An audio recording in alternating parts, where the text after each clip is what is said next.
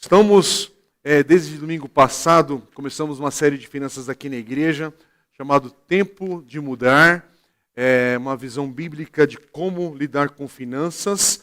E eu comentei domingo passado, só se você perdeu, ou para retomarmos aqui para essa segunda mensagem, nós vamos falar sobre finanças nesse mês de agosto aqui na igreja, crendo que esse tema pode ser bênção para a sua vida, para essa caminhada ainda nesse segundo semestre de 2024 e quem sabe pegando esses princípios justamente para aplicá-los e viver numa caminhada permanente aí da graça do Senhor na sua vida financeira também e para a nossa vida como igreja, porque aquilo que Deus vai abençoando a sua vida no dia a dia, isso também reflete na vida da igreja local onde Deus coloca você, sua família para ser bênção aqui e na obra de Deus.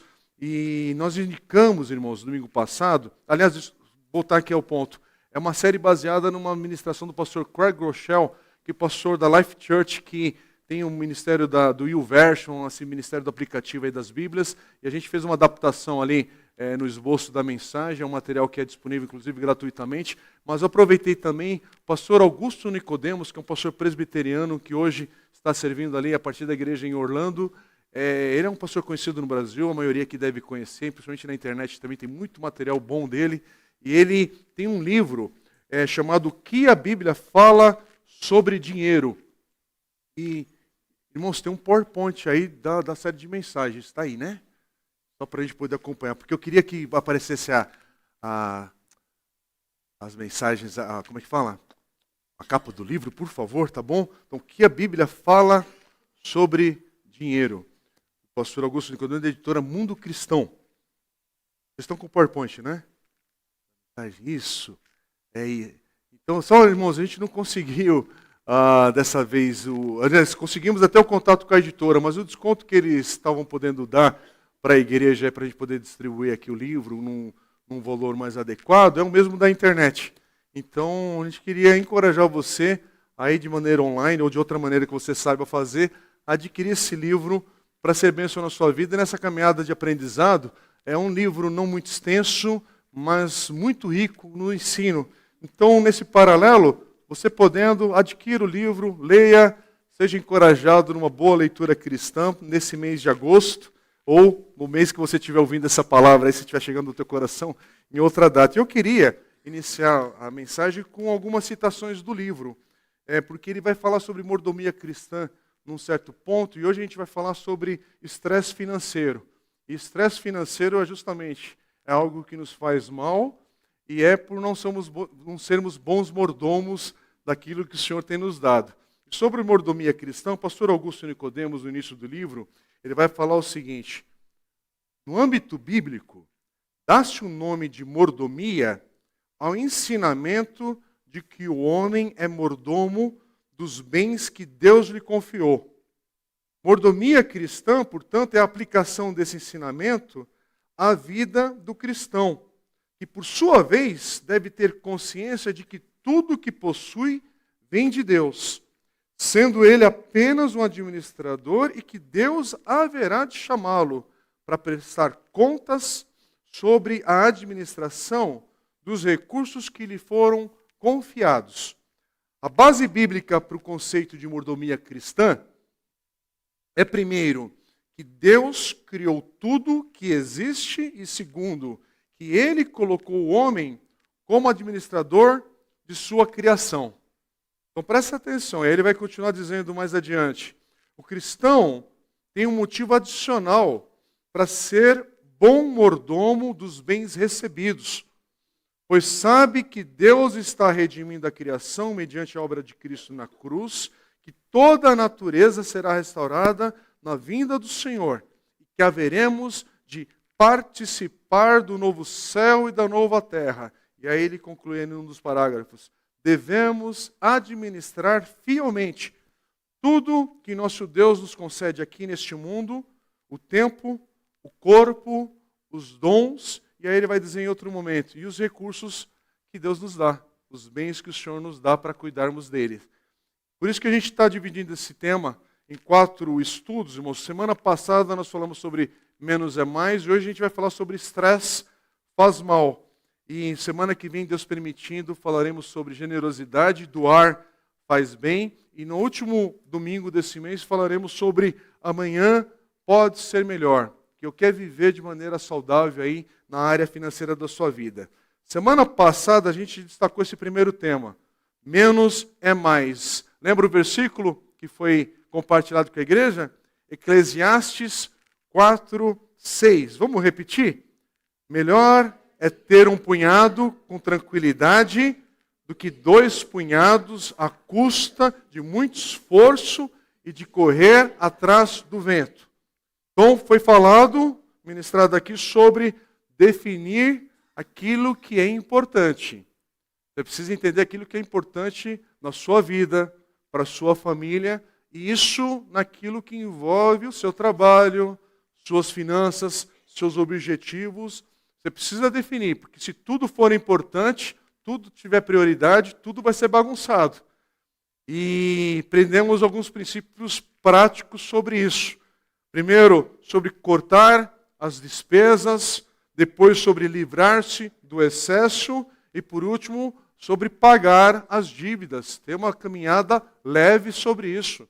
Não escravo, né, de parcelas de dívidas, e são práticas terríveis aí para a nossa vida.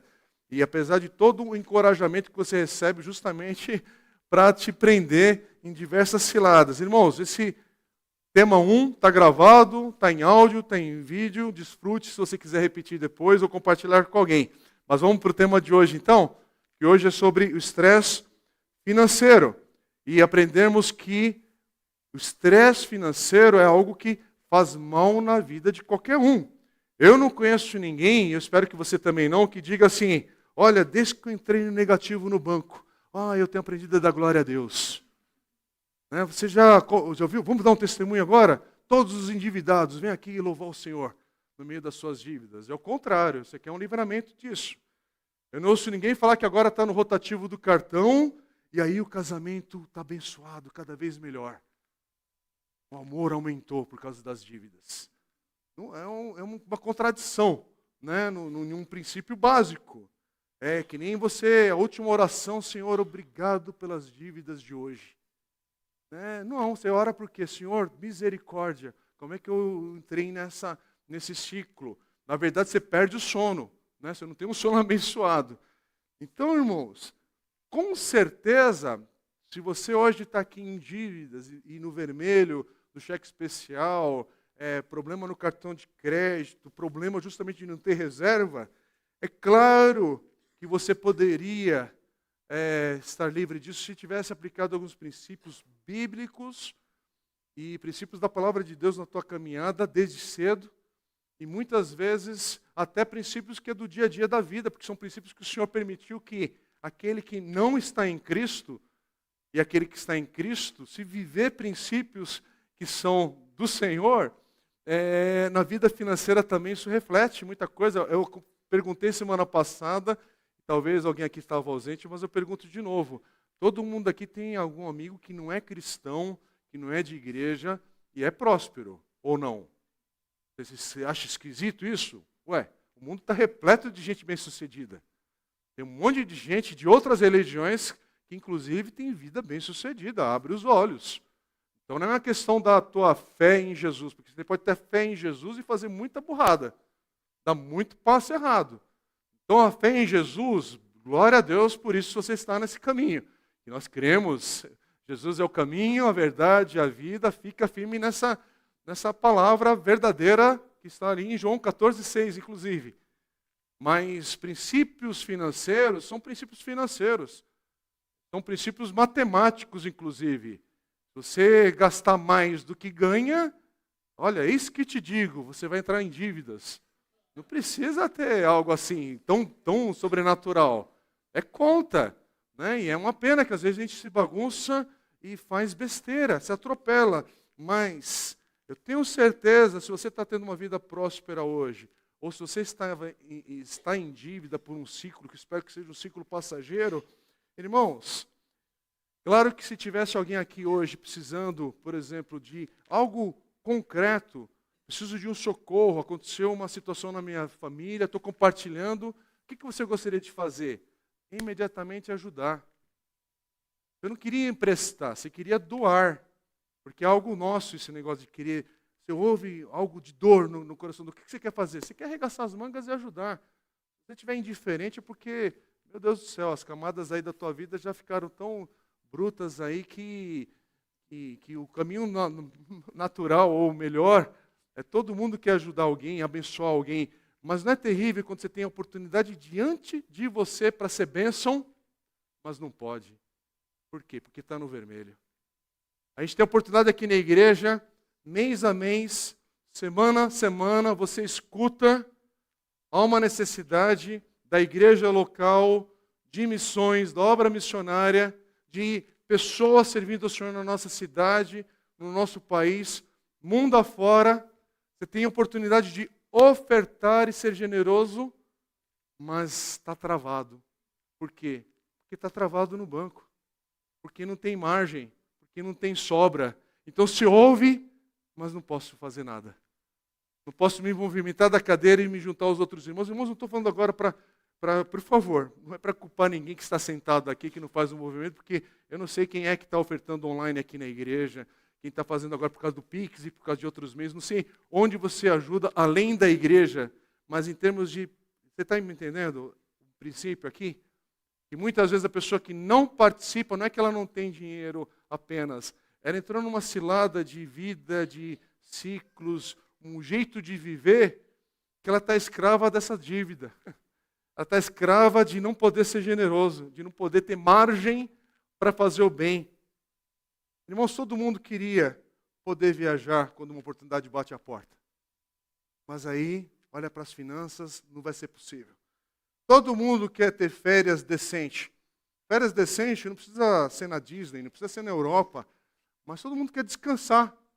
Ter aquela comidinha extra na viagem, não precisa fazer conta. Olha, a gente vai, mas tem que ser no sufoco. Não, você quer nas férias, você quer fazer aquele extra, aquele descanso, desfrutar de coisas gostosas, bonitas, belas, mas finanças é um problema. Todo mundo quer, se pudesse, né, um casal, família, estar com os filhos, e tem aquele momento da faixa etária deles de crescimento, irmãos, e claro que é importante para que um dos dois ali do casal possa dar atenção a mais para os filhos. E a Bíblia ensina que o papel da mãe é essencial na formação das crianças. Lógico que o pai, hoje inclusive que é dia dos pais, o pai tem um papel também essencial de prover na casa, de ser segurança ali, mas a presença materna, claro que é precioso, e com isso não quer dizer que mulher não possa trabalhar fora de casa, a Bíblia não diz sobre isso. Mas todo mundo percebe que hoje a nossa sociedade ela tem uma fragilidade nas nossas crianças, adolescentes, jovens e na geração atual, porque esse princípio bíblico da mãe dar uma atenção num ciclo de crescimento que é único, vai acabar, vai passar, até porque você não forma seu filho depois dos 10 anos de idade.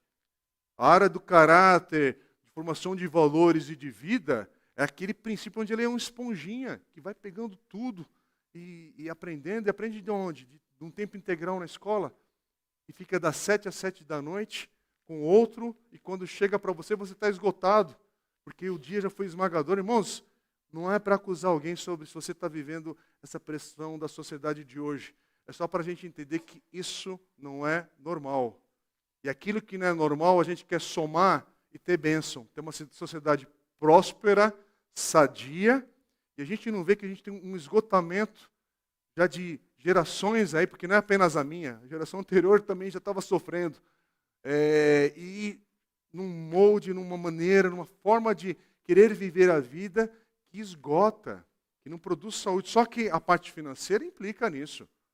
Lógico que, dependendo de como está sendo a maneira de viver e gastar, você não consegue ter esse momento, esse investimento, essa conversa com saúde à mesa. A conversa vai ser quebra-pau ali, porque vai estressar, porque vira uma preocupação a mais, uma acusação a mais à mesa, e não é essa a ideia. Então, sabe, esse modo de viver cansado, porque as finanças estão sempre apertadas. Que o Senhor nos ajude a como quebrar esse negócio. Porque a verdade é que o estresse financeiro faz mal, muitos aqui, se não todos, vão poder dizer um amém, que é verdade esse negócio aí. Estresse financeiro faz mal para o nosso coração. E essa é a intenção de hoje e dessa série de mensagens da gente ouvir, e não importa a faixa etária que a gente está, como a gente olhar para isso, não de uma maneira também torta, que é feita talvez em nome de Jesus por muita gente, mas com pilantragem, com princípios tortos aí de ganância, e não é isso que a gente está falando. Estamos falando aqui sobre como viver com satisfação naquilo que o Senhor tem dado a você. Agora, entenda, não importa se você ganha um salário mínimo ou ganha 20, 30, 40 salários mínimos. Há algumas decisões que podem promover saúde financeira e há algumas decisões que são erradas, que vai trazer o caos numa sequência de acúmulo delas. Então, vamos ser práticos, vamos ver, enxergar uma coisa que é do linguajar de todo mundo que está aqui, jovem, adulto, idoso, todo mundo sabe olhar para números. E a gente vai olhar agora para uma simulação verdadeira, apesar de ser uma simulação. Mas eu entrei num grande banco, na sexta-feira passada, no site dele, aliás, entrei num site online ali de um grande banco. O banco está ali, eu tirei as vogais para omitir qual é esse banco. Mas é um grande banco da família aí, na sexta-feira passada. E na simulação, irmãos, de um carro de 100 mil reais, o que hoje, infelizmente, está nesse preço, um carro bom, não um carro simples, manual, mas um carro bom, decente. Parece, que loucura, né? É que nem tempo atrás, você fazia uma manutenção em casa, custava 100 reais. Agora qualquer manutenção é de 1.000 para cima. Né? Espirrou, custa 1.000 reais. O carro está isso. 2024, então vamos pensar. O carro custa 100 mil reais. Eu preciso dar, vamos dizer que eu consegui ainda ter uma reservinha ali, joia, dei 30 mil reais de financiamento, de entrada. E vou financiar o restante, o que é bem viável para a maioria do nosso grupo aqui. A gente tem uma igreja classe média, lógico que a gente tem uma variação bem grande aqui no nosso meio, gente mais humilde, gente desempregada, inclusive, gente que está tendo sucesso financeiro, e glória a Deus por isso também. Mas olha, essa aqui é uma realidade para todos nós. Estou com 70 mil que eu vou precisar financiar do carro. E oferta é o que não falta para me solucionar esse problema. E o básico é você entrar num financiamento de 48 meses, porque a parcela vai ficar mais adequada, 4 anos. Então, 4 anos, se você está fazendo conta financeira, dinheiro é número, tem data, tem prazo, é palpável o negócio. Apesar de ter uma certa abstração, mas na hora que ele chegar ali, a cartinha ali da dívida, ela vai ser real, vai ser verdadeira. Vai vir online e não vai ser um spam, não. Né, na hora que chegar, porque os caras acertam, né? Impressionante, né? Você precisa de um documento no poupa-tempo, muitas vezes atrasa, mas eu nunca vi atrasar aquela cartinha de multa. Chega na hora certa, na data certa. É impressionante, assim é a dívida. Mas vamos para os números, para ter otimismo aqui em primeiro lugar. Aí você vai, esse aqui é uma taxa de juros que até me assustou, é o que estava lá no banco. 2,34% ao mês. Aí você fala, opa, legal. Só que aí não vem no número, e está lá num quadrinho diferente, que vai ter um tal de IOF que vai ser somado na conta final, total. Você não está financiando 70 mil, já nos 70 mil você vai pagar 72.247,81 centavos. Só de um tal de IOF que já está embutido no financiamento. E você pagando 48 parcelas para terminar quando, irmãos? 2028. Né? Você vai pagar ali fixo de 2.540. E para muitos isso aqui é um valor que está dentro do orçamento.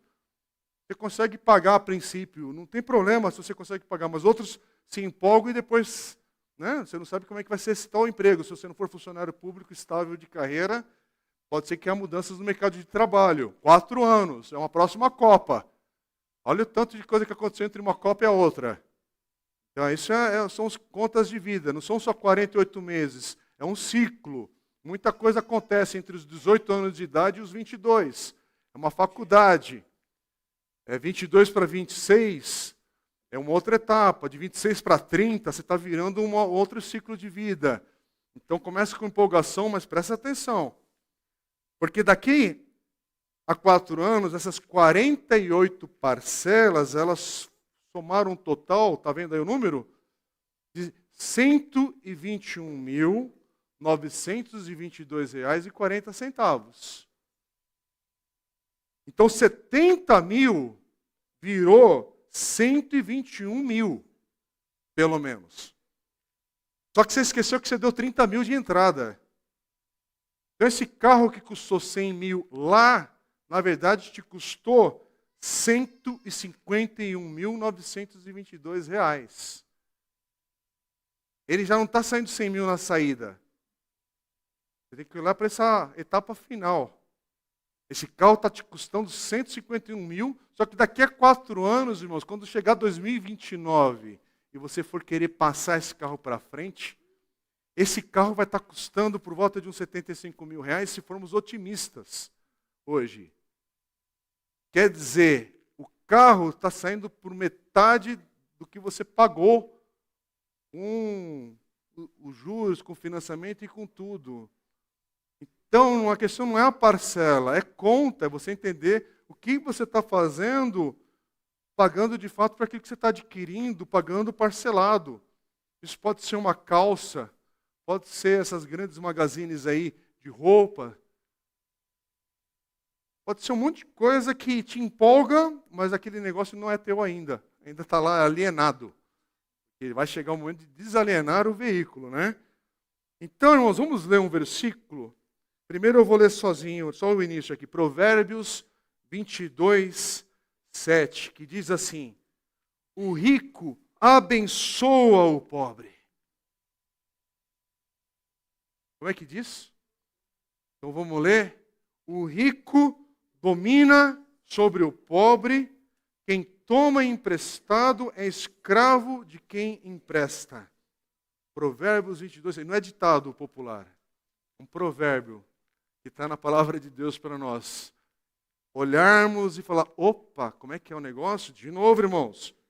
O rico domina sobre o pobre, quem toma emprestado é escravo de quem empresta.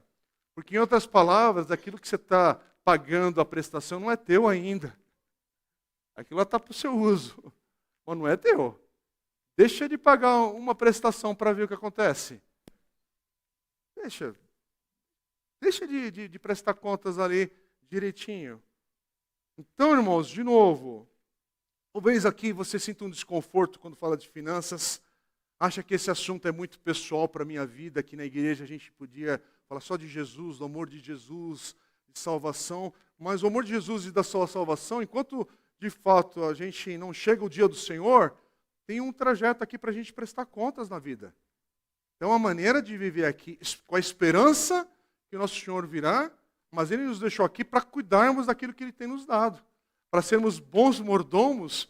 Não importa se hoje eu ganho um salário mínimo ou muito dinheiro, mas eu sou mordomo daquilo que o Senhor tem me dado. Então, de novo, talvez você está vivendo um ciclo e você fala, não tenho mais esperança, quebrei, não saio disso. Eu quero te dar uma palavra de ânimo, mas ao mesmo tempo uma palavra de realidade para a tua vida também. Talvez o que você fez e o tempo que você ficou num mau procedimento financeiro, agora leva um tempo para acertar. Não tem um culto da oração, vem cá que nós vamos ungir agora o bolso de alguém, vamos derramar óleo santo sobre a carteira, porque, de novo, leva tempo para se recuperar financeiramente. Vamos fazer o bingo gospel, né, do irmão aqui endividado, né? Aí nem isso vai ser solução, misericórdia, né? Não tem jeito, meu irmão. E tem coisas que o aprendizado vai ser o tempo. Às vezes é 1 ano, às vezes a sua recuperação leva 2 anos, às vezes vai levar 3 anos de uma maneira mais apertada, mas tem que colocar em prática uma mudança. Se você não quebrar o ciclo, isso não vai vir mudando de igreja, isso não vai vir nem mudando de emprego, porque tem um hábito que precisa ser transformado pela graça, tem que ter uma humilhação no lugar correto de aprender e reconhecer o erro e olhar para algumas verdades e falar assim, mas eu quero aprender a andar a partir de agora. Ser mais humilde nas minhas finanças, ser mais realista com o meu orçamento. É a questão, irmãos, estamos aqui tentando, o que eu estou tentando te falar é o seguinte, como teu pastor, teu amigo, pastor dessa igreja pelo menos, e falar: leve a sério a sua vida financeira. Leve a sério aquilo que envolve o dinheiro do dia a dia. Leve a sério por quê? Porque a vida financeira, para a prosperidade e para sair das dívidas, precisa de planejamento. Sim, ore, confie em Deus, mas planeje. Ah, mas hoje eu estou sem emprego. Então planeja como é que é a vida sem emprego. Ah, mas eu estou buscando e vai vir, não sei o quê. Então planeja essa etapa. Ó, estamos vivendo um ciclo agora mais escasso.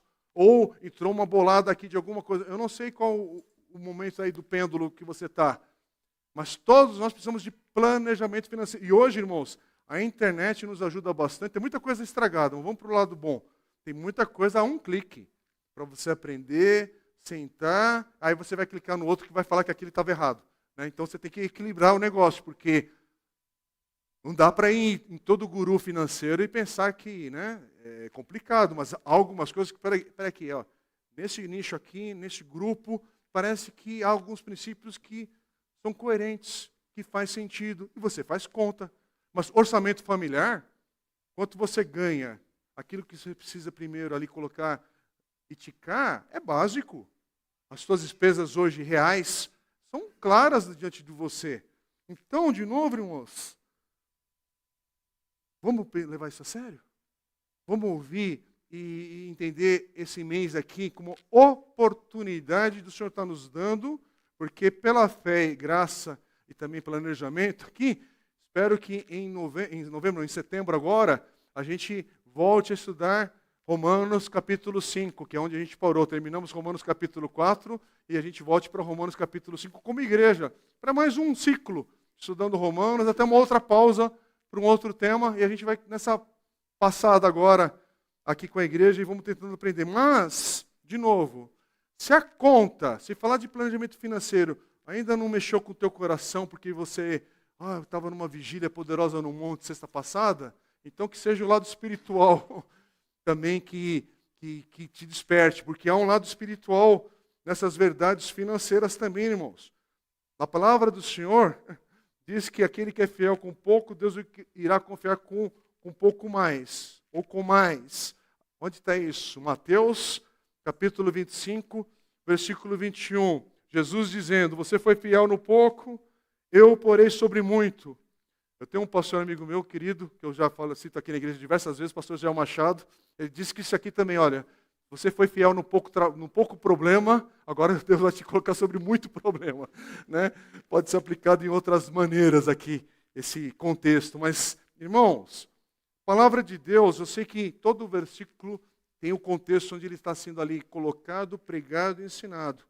Mas um princípio para a nossa vida, que é verdade da palavra de Deus e da vida, é que se tivermos sabedoria para administrar os nossos recursos, isso também agrada a Deus.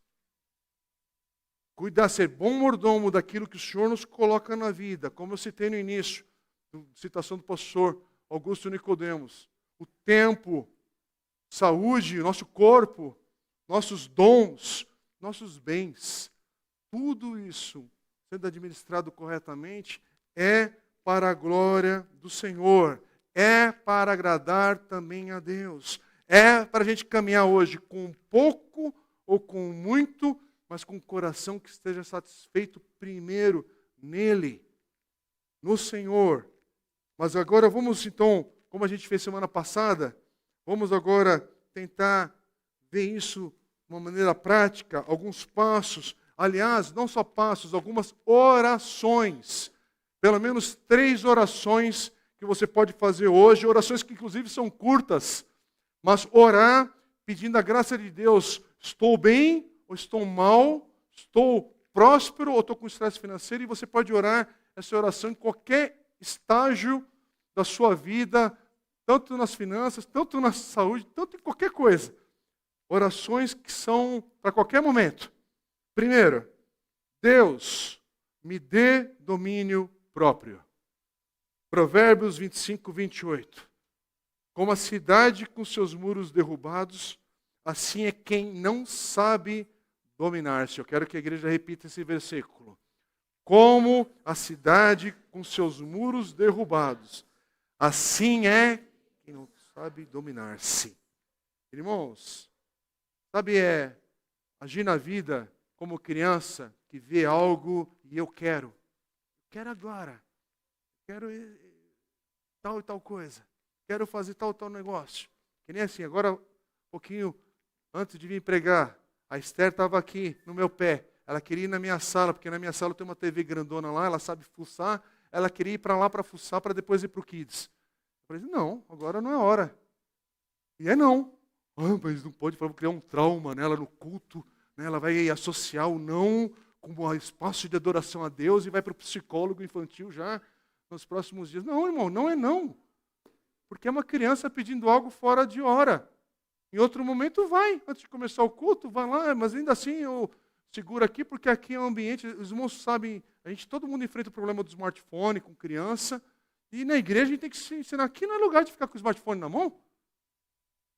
Ué, aqui é de olhar as pessoas, é de dar bom dia, de cumprimentar, de conversar, trocar ideia. Aqui você vai ficar no jogo, aqui você vai ficar no WhatsApp mandando para o colega da escola, aí você perde o agora, o hoje, com as pessoas que estão aqui, o cafezinho que foi servido com muito amor, carinho, que de novo eu quero reforçar nisso, a gente tem um movimento novo de pessoas no nosso meio aqui, 10 da manhã a gente tem um tempo de comunhão, até 10h25, ali no fundo da igreja, irmãos que doam um café, para quê? Para te acolher, para você vir desfrutar de minutos ali de atenção, de oi, quebrar o gelo um pouco, receber quem está nos visitando.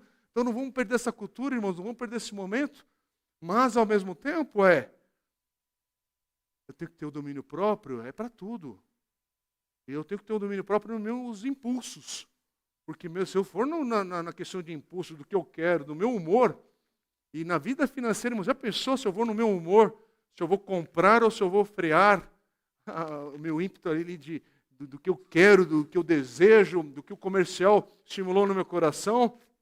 Então, um princípio para você aprender, para ter domínio próprio, aprenda a dizer não por um pouco de tempo agora, para poder dizer sim para todos os demais dias da sua vida. Isso aqui é uma frase do pastor Craig Groeschel, tá? Não é minha, não. A gente vai ter um slide lá no fundo daqui a pouquinho, daqui a mais alguns. Aliás, a gente vai ter isso de novo. Mas só para dar esse spoiler agora. Aprenda a dizer não por um pouco de tempo, agora, para poder dizer sim por todos os demais dias da sua vida. Então agora é hora de apertar. Aperta, fecha essa porta aí aberta, descancarada e errada financeiramente, para justamente, olha, vai durar ainda 24 meses, mas fica firme no propósito, naquele planejamento, porque você vai estar livre depois para uma caminhada próspera na tua vida. Irmãos, office boy, trocar de tênis todo mês que você tem um salário ali quase que mínimo, office boy não, agora é motoboy, né? Está ganhando talvez 2 salários mínimos, e tem um Nike de R$1.000, estou sendo preconceituoso agora? Não, não é sobre preconceito, é sobre conta. Não faz sentido. Quando você ganhar 10, 15 mil reais e não tiver 2 filhos, né? Aí você pode pensar, e se for solteiro, porque se for casado, chega com um tênis Nike de R$1.000 e ainda se gabando ali com a tua esposa para ver a primeira crise do casamento ali, quem é recém-casado. Porque o dinheiro é meu. Não, não. Casou, meu irmão. Casou, o dinheiro agora é nosso, é da família. É do casal. Não é meu e seu dinheiro. Aí é outro assunto para casais depois, para a gente tratar e conversar. Mas vamos para coisas básicas? Como é que chama aquele jovem aprendiz? Rapaz, é jovem aprendiz, a mocinha, e vai no Starbucks toda semana. Tem algum problema no Starbucks, meu irmão? Não, é gostoso. Eu gosto daquele moca, não sei o quê. Até os nomes, é tudo, né? Até o nome é gostoso de falar lá, né? Mas condiz? Não condiz. Já pensou pagar R$20 um copo de café com leite toda semana? Só para tirar foto ali para o Instagram do negócio? Agora, e ocasionalmente, dentro de uma circunstância, quem sou eu para te falar se você deve ou não deve ir? Não é sobre o pode ou não pode do legalismo, estou falando de conta. Uma criança de 10 anos, meu irmão, tem um iPhone 15. Faz sentido? Agora, se você está nos Estados Unidos ganhando em dólar, iPhone não é status. Porque é uma marca americana. O mercado funciona com os produtos da Apple. Todo mundo tem Apple, todo mundo ganha em dólar. Né? Até o faxineiro ganha em dólar e fala inglês. Hello! Né? Chique o negócio. Né? Mas você está no Brasil. Aí no Brasil, ganhando 2, 3 salários mínimos. E aí o filho está com o iPhone 15. Mesmo que você ganhe muito dinheiro. A não ser que você é um jogador de futebol aí famoso, ganhando, um empresário de sucesso, aí quem sou eu para dar palpite na tua vida? Mas ainda assim não condiz, porque nem o filho do Steve Jobs tinha iPhone na sua infância. Ele mesmo falava isso. Que os filhos não tinham acesso a essas questões tecnológicas na infância. Porque tem outras questões que envolvem essa tecnologia. Irmãos, aquele papo bobinho, eu ia falar outra expressão, mas bobinho, né?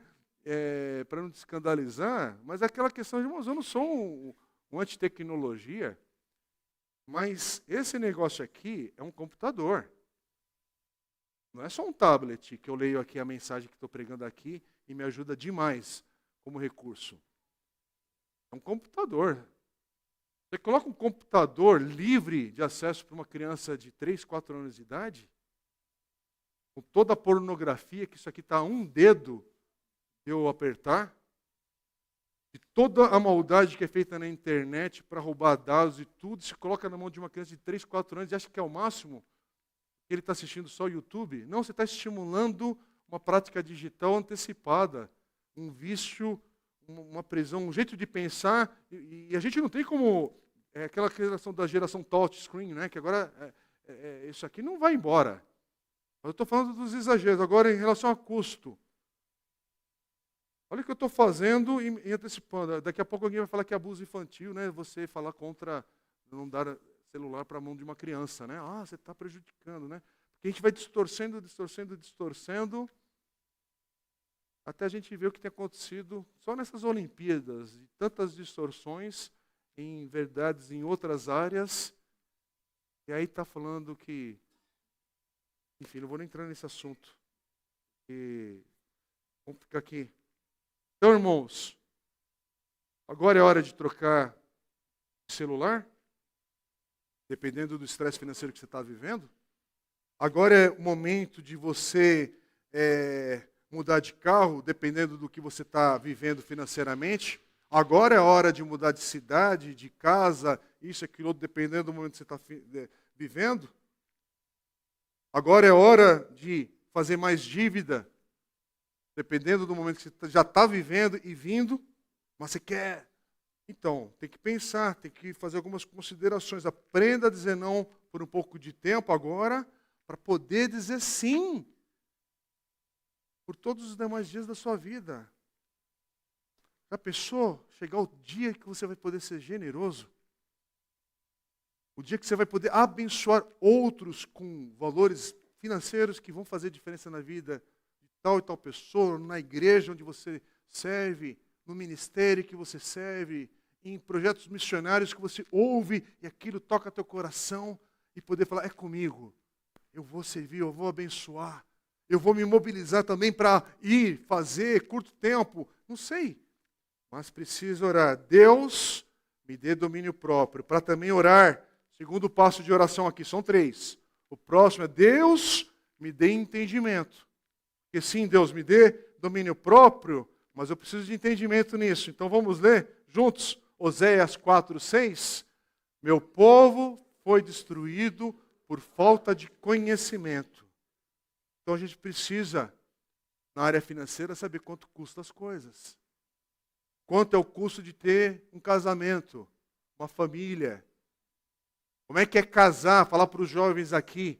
Porque tem gente que casa e a primeira decisão que faz é ter uma festa absurda. Que o primeiro ciclo da vida conjugal é dívida. É pagar o casamento. Né? Ele já aprende que a vida é um estresse ali, na prática. Quer dizer, ele quer dar uma festa dos sonhos, mas para entrar num ciclo de dívidas que não faz sentido.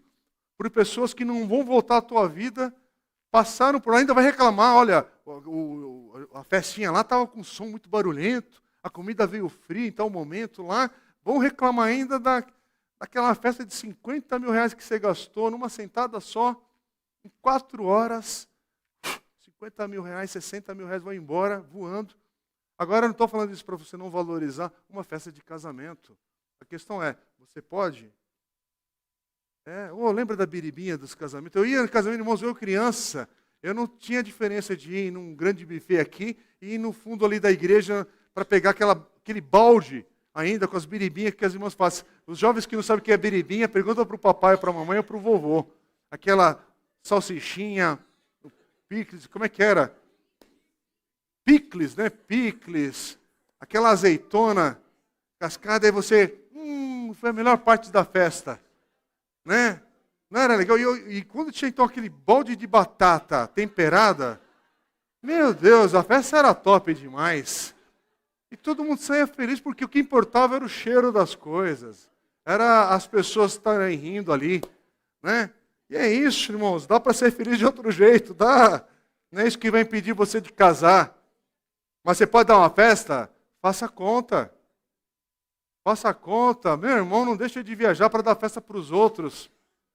Né? Vai casar, vai curtir a primeira semana ali numa lua de mel, né, bonita, prazerosa, e deixa os outros com, né, com as fotos, né?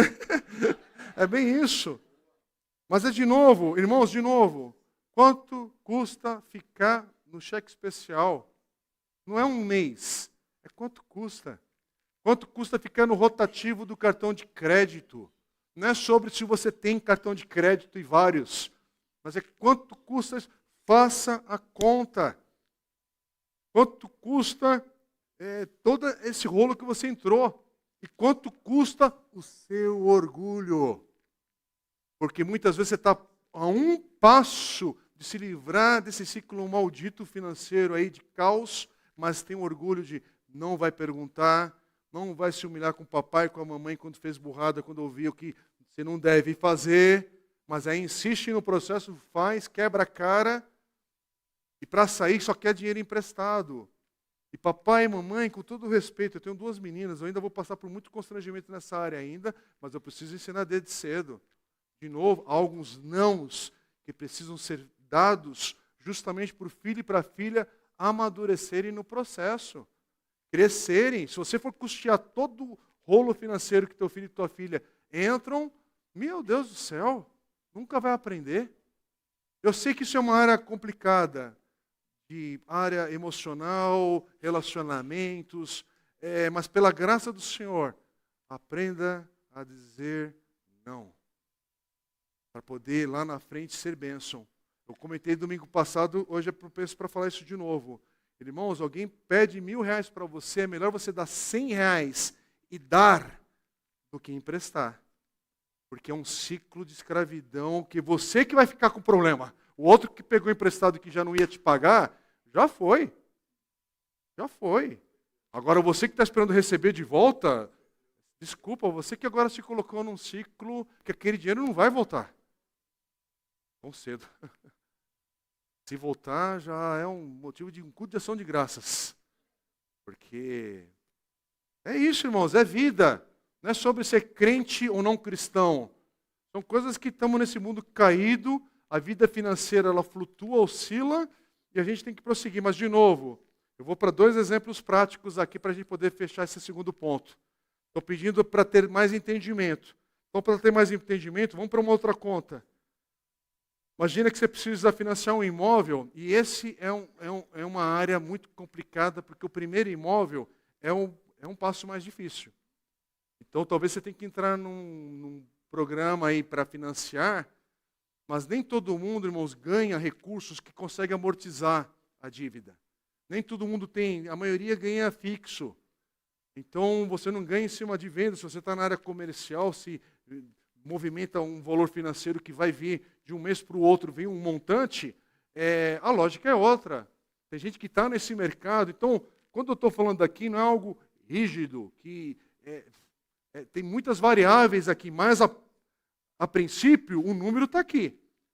R$500 mil hoje para financiar um imóvel é muito real na vida de alguém classe média. Então, pelo menos, se você está ali no início de uma vida a dois, família, conjugal, sonhando aí, casou e quer entrar, fazer um financiamento de 30 anos é muito real. Mas você tem que lembrar, 30 anos quer dizer que eu estou terminando de pagar em 2054. Não sabemos nem quem vai estar aqui para ver essa última prestação sendo quitada. Mas é isso. Uma taxa desse mesmo banco, generoso, que é de 11,69% ao ano. Por quê? Porque é diferente de financiamento de imóvel. Agora tem outras tabelas, tem outras situações que permitem você comprar uma casa. Agora, o simulador desse grande banco ali, ele mesmo já te faz a pergunta: você quer incluir as despesas cartorárias e o tal de ITBI? E na hora que você compra um imóvel, ninguém fala sobre isso. E o Carlos aqui, meu cunhado que mexe com imobiliária, sabe muito bem que isso significa um tanto a mais na compra. Você tem que saber perguntar isso. Porque você pode ter um imóvel de 300 mil reais, 400 mil reais, quando chega a despesa do cartório, você fala: como é que é? Tem mais isso para pagar? Tem, faz parte de todo o rolo. Agora, se você colocar que não quer pagar com financiamento, o que é possível de fazer, olha que generoso. Nesses 360 meses, 30 anos, você vai pagar R$ 6.000, 6.173,42 reais na prestação desse imóvel, que no final vai ter custado R$ 2.222.431. Aí você vai entrar, mas tem ano a ano, questão dos juros e disso e disso. Mas esse aqui é o número inicial, você tem que saber que é isso. Não vou pensar quanto é que vai ser a inflação de 2025, de 2026, não sei nem que governo que vai estar lá. Nem sei. Do jeito que vai, a Carla Pérez vai ser presidente do Brasil em 2000 e... Né? A coisa tão desequilibrada dos valores. Como é que vai estar a economia? Uma bagunça, irmão. Você não controla essas variáveis, você não controla a economia, você não controla... Mas aqui é um número. Assinou, está no documento. Está lá no débito automático. Aliás, o débito automático foi a grande cilada para quem é aposentado.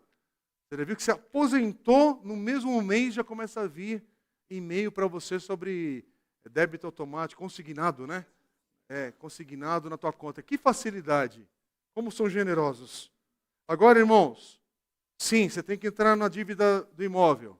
Sim, você tem que amortizar isso porque se é a mesma prestação, se é o mesmo valor que você paga de aluguel hoje, é lógico que é melhor você estar dentro de um sistema já pagando a sua própria casa do que pagando o aluguel, porque essa lenda também que é mais barato pagar o aluguel e investir por fora, é só para quem tem um ganho muito acima, irmãos.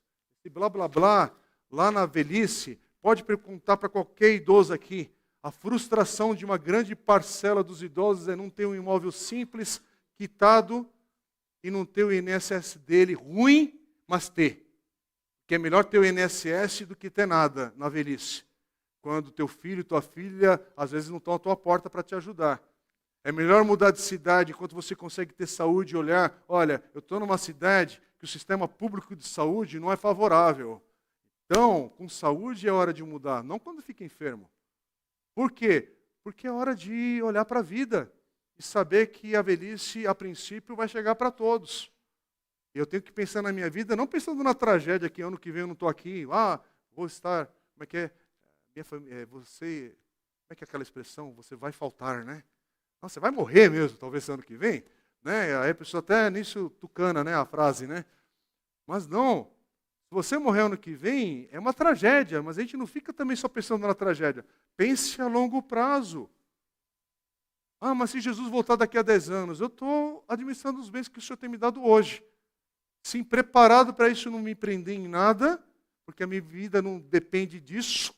Mas eu vivo uma vida que a economia é real, que as contas são reais. Mas conversa com vários idosos hoje, a frustração. Talvez morar numa cidade, no bairro, onde as questões de saúde no entorno não são favoráveis. É não ter um imóvel quitado e em paz. É não ter o INSS direitinho. Mas aí não dá mais tempo agora. E aí precisa do amparo da família e humildade. E segue a vida. O Senhor é misericordioso. O Senhor é misericordioso para restaurar tudo isso que foi quebrado lá atrás também, mas vamos seguir. Porque a mensagem do Evangelho é de é de restauração em todas as áreas, inclusive aquilo que você quebrou. Então agora humilhe-se diante da cruz de Cristo e siga em diante. Mas ao mesmo tempo, é possível corrigir? Corrija a rota, meu irmão. Corrija. Agora, presta atenção. Está empolgado em financiar um imóvel? Esse mesmo imóvel aqui, só lembra do seguinte. Passado 24 meses, os primeiros 2 anos desse valor, você já pagou 148.500 em 2 anos. Não em 30. Em 2 anos, vou repetir. Porque o número, às vezes, parece tudo bonitinho. Um financiamento de 30 anos, em 2 anos, você já pagou quase 150 mil de 500. Então, de novo, é para fazer agora ou é para esperar um pouco mais? Para juntar um pouquinho mais de recursos. Vamos para outra conta. Vamos investir? Porque estamos falando de dívida. Você sabia que se uma pessoa aplicasse hoje de uma maneira humilde, simples, está com 18 anos de idade, começa a guardar R$250 por mês, o que é muito viável, muito possível. 25 anos na poupança, sendo conservador. 25 anos depois, você tem pelo menos algo em torno de R$75 mil. Aí, mais exato, 75.250. Na poupança. Ah, mas o que são 75 mil reais daqui a 25 anos? É alguma coisa. É algum valor. Agora, um plano de previdência privada, com 43 anos de idade, que é o que você vai ter depois desse tempo todo, meu irmão, 43 anos de idade, você ainda está jovem para sonhar e desfrutar de muita coisa. 25 anos, 300 meses, poupando o mínimo do mínimo do mínimo, você vai ter pelo menos R$127 mil.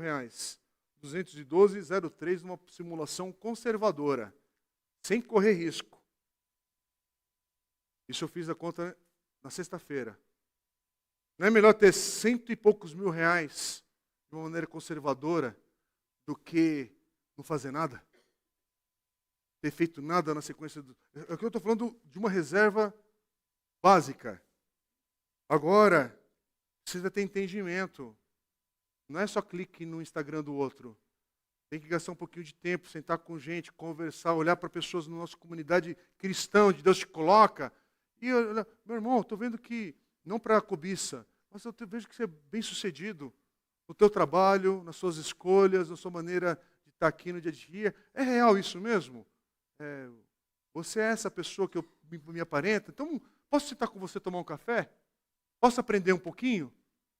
Você pode me inspirar um pouco sobre teus erros e teus acertos? Irmãos, a vida em Cristo requer um pouco mais de simplicidade e objetividade também e coragem. Coragem, irmãos, olha aqui. Isso é para fé.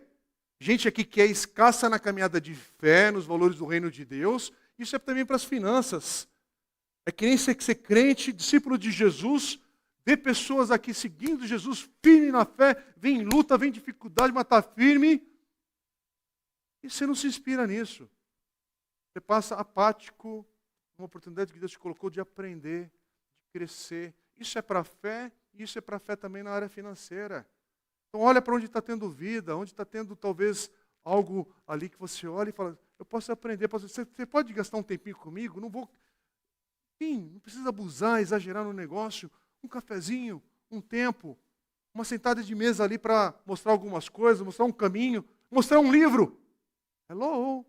Para que eu estou falando no início ali? Porque é um investimento de 20 e poucos reais. Que aí se você gastar um tempo ali, olha, mas eu quero ler esse negócio. É um livro, é um dos tantos livros disponíveis. Vai, um livro. Lembra que eu falei? Investa esse mês de agosto uma boa leitura para te inspirar o coração nessa linguagem dos princípios. Mas faça alguma coisa. Faça um planejamento, faça a conta. Pense em alguma coisa. Agora, vamos terminar aqui? Se eu oro para o Senhor, me dê domínio próprio. Se eu oro para o Senhor me dar entendimento, eu oro agora para o Senhor me dar um plano. Deus, me dê um plano. Provérbios 21, 5. Vamos ler? Os planos bem elaborados levam à fartura, mas o apressado sempre acaba na miséria. Irmãos, o que é ter pressa? Nas finanças, é ter pressa e aí que eu não estou tendo um dia legal, eu vou gastar alguma coisa no shopping. Eu vou ali comprar um negócio que eu gosto, que eu estou sonhando há tempo.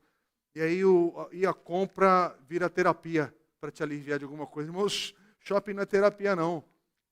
Ali, você está passando no corredor, você tem que passar, às vezes está falando, como é que fala? O Senhor, ainda que eu ande pelo vale da sombra da morte, né? Não temerei mal algum, para não olhar no corredor nem para a direita, nem para a esquerda, dependendo da tua situação. Mas o que é ter pressa? É fazer, na área financeira, fazer algo apressado, meu irmão, é uma cilada. Presta atenção, todo adulto, toda família precisa de um fundo de reservas. E eu vou repetir. Todo adulto, toda família precisa de um fundo de reservas. E eu vou pedir para que você que está com dívidas, não levante a mão. Porque a ideia não é te constranger, você que está vivendo apertado e na contramão de tudo isso. É só para você lembrar que o ciclo, ele vem mesmo. E aí você que está em dívida hoje, como é que você faz para ter reserva hoje? Porque todo adulto, toda família, e todo jovem, de alguma maneira, só na fase da infância realmente, que você vai estar mais leve com isso, porque você pensa que é só apertar um botãozinho e sai dinheiro das coisas ali. Mas da forma que você entrou na adolescência, você já começa a entender os valores das coisas. Só que todo mundo precisa de reserva para questões futuras, emergências. Todo mundo precisa de algum valor investido, não no sentido de vou ganhar dinheiro. Não, você precisa investir alguma coisa de dinheiro, porque quem é da minha geração vai lembrar daquele desenho do Pica-Pau e das formiguinhas que vai passando o verão, a primavera, e vai chegar o inverno. E o Pica-Pau não fez nenhuma reserva. E aí ele vai lá desesperado bater lá no formigueiro para tentar pegar alguma coisa das formiguinhas que acumularam ali a reserva que precisavam para passar pelo frio. Eu não quero ser esse exemplo do Pica-Pau. Mas também não é para a gente viver um negócio estressado. Dinheiro, reserva. Não faço nada, não faço... Não é isso, irmãos. Quero terminar com um exemplo que o pastor Craig Rochelle conta na pregação que ele faz sobre esse tema. Ele conta uma história de um casal da igreja dele, uma história real. Diz ele que tinha um professor, uma escola, renda abaixo ali dos $40 mil anuais, que eles fazem conta por ano, né, no salário americano, o que é um salário baixo ali para quem tem família ou quem é casado. Mas esse homem, esse casal adota um filho, porque eles não podiam ter filhos, mas aí eles adotam uma criança. Logo depois adotam um segundo filho e continuam ali a trabalhar. E aí engravidam e têm um terceiro filho. Mas eles têm ali sua renda anual direitinho, controlam os seus gastos, servem na igreja, fizeram um planejamento financeiro, servem na igreja local, servem em missões, a casa é quitada, o carro está quitado num período depois, e aí o que acontece? Eles adotam um quarto filho ainda. E continuam sendo dizimistas, tentando obra missionária, continuam a fazer o que amam. E não é por causa da quantidade do dinheiro, é por causa dos valores que estavam vivendo. Ele não fala aqui na mensagem se esse irmão aqui tinha um Porsche, mas dá para entender que ele não colocou o valor da vida dele num Porsche. A identidade dele não estava nesse status, mas tinha um carro. A questão não é se morava num condomínio fashion da cidade com dívidas, mas tem uma casa. A questão é, vive dentro de um orçamento. E o orçamento não está travado para ter generosidade, para ser bênção, para ofertar na igreja local onde congrega, para ser dizimista e entender que você não está fazendo barganha com Deus. Você está usando essa oportunidade para saber que o mínimo da minha generosidade alcança o auditório todo. Irmãos, os 10% dos nossos dízimos é para colocar um freio na nossa ganância. Os 10% do dízimo é um princípio que começa antes da lei. Abraão dá o seu exemplo ali por gratidão e louvor a Deus. 10% não é dá, vai ter uma bênção a mais no céu, não dá, vai ter o gafanhoto devorador na tua vida. Não é sobre isso. A gente tem as lentes do Evangelho agora, que passa pela cruz de Cristo e por Jesus, mas os 10%, quando ficou lá atrás, no Antigo Testamento e no Novo Testamento, no Novo Testamento foi acrescentado a generosidade extravagante. Você aprender a viver dali para mais. Porque a questão aqui, irmãos, há muita gente aqui que dava 10% fiel ganhando um salário mínimo. E hoje ganha 20 mil reais e continua dando 10%. Hello? E aí acha que é fiel nos dízimos. Como assim? Aumentou a prosperidade e não aumentou a generosidade. Irmãos, eu não estou falando isso para aumentar a caixa da igreja. Eu estou falando para a sua vida ser uma vida que abençoa a sua família, que abençoa a pessoas em necessidade, que abençoa a obra de Deus, onde Deus te coloca, e você prosseguir. Porque se Deus te der mais recursos, é para que você seja um daqueles, no meio da igreja do Senhor, a continuar abençoando mais e mais. Agora, qual que vai ser essa proporção? A proporção tua com o Senhor, daquilo que você oferta, porque é princípio de adoração e de louvor a Deus. Agora tem pessoas, às vezes, que estão na liderança da igreja, pessoas que estão na igreja há 30 anos, e o dízimo, ele ainda está perguntando o que fazer, se é bíblico ou não. Quem te disse que deixou de ser bíblico? Eu dou o meu dízimo aqui na igreja, meus irmãos. Eu sou pastor local e de tempo integral apenas nos últimos 7, 8 anos aqui dessa igreja. Trabalhei minha vida inteira sempre com outros trabalhos. Mas quando eu estou falando sobre ofertas aqui na igreja, é porque eu faço parte disso também, desse movimento. Eu não estou isento, eu não sou sacerdote do Velho Testamento lá, que aí é isento nessa parte aqui, estou falando com os outros. Eu faço parte disso. Até porque é uma incoerência eu pedi para a igreja ser abençoada nessa área e eu não faço parte desse momento de ser bênção também, com a minha casa, com a minha família. Agora, qual que é a proporção que você vai fazer disso? É com você, meu irmão, como é que eu posso falar? Até porque a gente vai entrar depois no assunto de dons espirituais e nós vamos falar disso ainda nesse ano, aqui com a igreja, que há um dom da generosidade, mas generosidade é uma marca do cristão. O problema é que você está tão esmagado nos erros financeiros da tua vida que você não tem margem. Então, em nome de Jesus, reveja isso. E viva princípios de Deus em obediência ao Senhor. Agora eu quero terminar lendo, mais uma vez, uma citação do pastor Augusto Nicodemos, terminando esse capítulo sobre mordomia cristã. Primeiro porque o pastor Greg Rochelle falou sobre aprenda a dizer não por um pouco de tempo agora para poder dizer sim por todos os demais dias da sua vida.